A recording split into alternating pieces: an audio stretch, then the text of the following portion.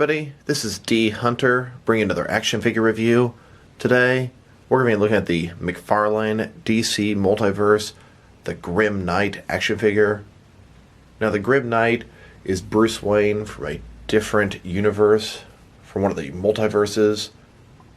When Joe Chill killed his parents, Bruce Wayne picked up the gun and killed Joe Chill. He trained just like the regular Bruce Wayne did, became a vigilante, super good at what he does, but he's willing to use guns. He pretty much killed the entire rogues gallery. Then he ended up catching the attention of Gordon and becoming an enemy of his. Eventually he was recruited by the Man Who Laughs and became his right hand. So this is basically Batman's equal, but he's willing to use lethal force and weapons. So let's go ahead and check out the packaging here. As you can see at the top, 22 moving parts. McFarlane Toys, got the Spawn logo there. Ages 12 plus. DC Multiverse, the Grim Knight. One side here says the Grim Knight. Other side, same thing. At the bottom, there is a barcode, in case that helps anybody, as well as a bunch of credits. Then in the back, here's the Grim Knight on a gargoyle that looks like the Man Who Laughs.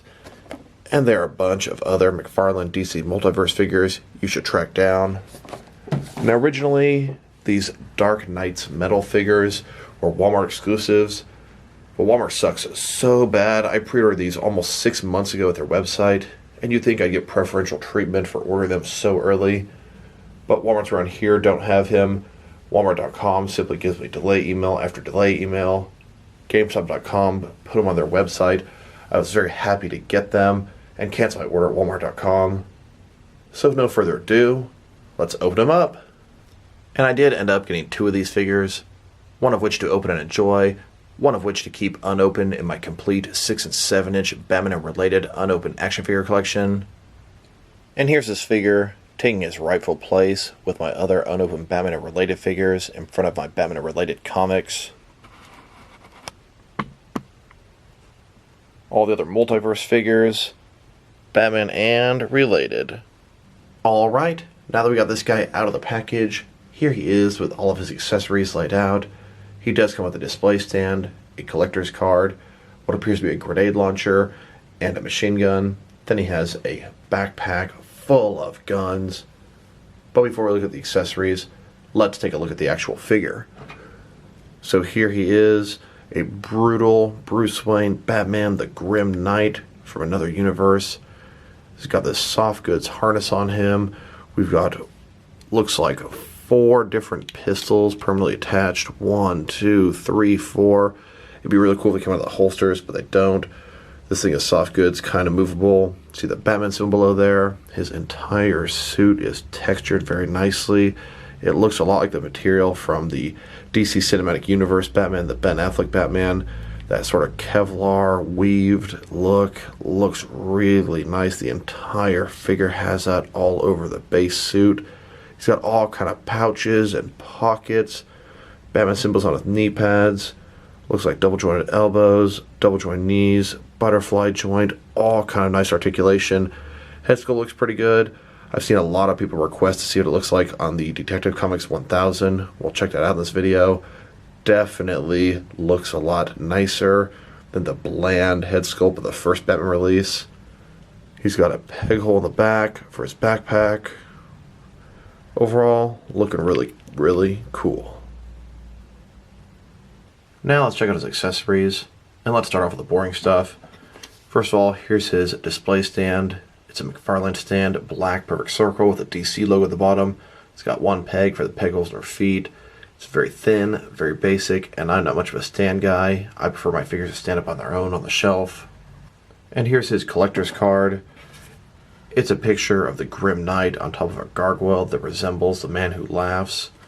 On the back side, it's got some stats and description of the Grim Knight. If anyone who wants to read that, go ahead and pause now. And now let's check out his guns. So he's got a little submachine gun of sorts down here. One thing about all the guns, they're completely black. They don't have any extra detail. I think a metallic color would have worked a lot better on some parts of these. Overall, the sculpt is there, but the paint job's kind of weak. He also has a grenade launcher here. As you can see, mine is warped. I'm going to dip mine into some hot water. I'm sure it'll revert back to the way it's supposed to. all black is the only issue, and it has nice sculpting detail all over it. Just the paint job makes it kind of weak. And then his backpack here, there's about 4 or more guns. They're permanently attached. It'd be nice if they could all come apart, but you still get quite a bit for this guy. Here's the peg that'll insert into his back. And just like I suspected, got some boiling water in a cup, dipped this thing in there for about 2 minutes, completely reverted itself back to its original straight form. Here he is with his backpack full of guns attached. Here he is holding his grenade launcher. He can hold it with 2 hands. Got his left hand supporting the front. His right hand, the trigger finger even fits into the trigger area just fine. Here he is holding a smaller machine gun. And of course, he does come equipped with 2 trigger fingers and can hold both weapons at the same time. Now that we've taken a pretty good look at both the figure and his accessories, now let's check out the height of this guy. From bottom to top, sitting at about 7.2 inches tall, which is going to translate to just a tiny bit over 18 centimeters. Now let's check out his articulation. Starting with his head here, of course it can rotate from side to side. It can look up and down about that much, not too bad. Can tilt his head from side to side, giving him a nice round of personality. Shoulders on a ball joint, think about more than 90 degrees. Up, down, around, all that good stuff. He's got a butterfly joint between his shoulder and chest area, allowing him to go forward and back as well. He's got a bicep cut below that. Double jointed elbows below that. Then he's got a ball where his wrist is. It can rotate around. It's going to be hinged as well. And if you wanted to change weights hinged, you can sort of hold the ball in place, rotate the hand, and then it'll be hinged differently. He's got 2 ball joints in his torso, one right here, can rotate around, also go forward and back quite a bit. He's got another one down here, can rotate around, also go forward and back, giving him a wide range of motion in his torso. Legs can go out about this far, not a ball joint, but a similar type concept. They can swivel at the top a little bit. They go forward just a little bit, and back pretty much not at all. Got double jointed knees below that. And then his foot here goes up, down. There is toe articulation, and then it can rotate, and it can tilt and rock whole 9 yards. And since this Grim Knight Batman doesn't have a cape, it's pretty easy to get him to sit into a chair. And if you're curious how the Grim Knight head would look on the Detective Comics number 1000 Batman, this is how it would look, and the paint job matches the body pretty nicely. Here's a Grim Knight attacking our Batman in the Batcave. Now let's check him out compared with some other action figures. Starting off with some other McFarlane DC Multiverse figures. Here he is with the rest of his Dark Knight's Metal Wave. They're all nice figures, but I would say Devastator and Grim Knight are the standout figures among them. Add in the Man Who Laughs, and you've got a whole bunch of different Bruce Waynes from the Dark Multiverse. And here are all the different Bruce Wayne figures that McFarlane has made so far. I know I still need to track down the Bronze Arkham Asylum Batman, Bronze Arkham Knight Batman, and the Rebirth Dark Knight's Metal Batman. Here he is next to the entire McFarlane DC Multiverse. I've got a total of 32 figures and 1 vehicle, and I'm pretty excited as Amazon shipped my Merciless Wave today. And a slightly better aerial view of the entire collection. Now this is not the first version of a gun-toting Batman out there. Here he is next to a DC Direct Thomas Wayne Flashpoint Batman. I know there's a Flashpoint Batman coming out from McFarlane very soon, and it's going to do a better job than the DC Direct. It's going to actually be able to hold his pistols. This DC Direct one came with 2 fists, quite a disappointment. I actually think Thomas Wayne and Grim Knight might actually work pretty good together, although Grim Knight has definitely gone over the edge. And the first figure that this Grim Knight reminded me of was this Jason Todd as Batman from DC Direct's Batman Reborn line, another gun-toting Batman. He also reminds me of this Power Slinger Batman from Mattel's Justice League Basic 6-inch line. And now, let's check them out, compared with some action figures from different various companies, to see how he fits in both scale and style-wise, in case you want to know which lines you can mix him with.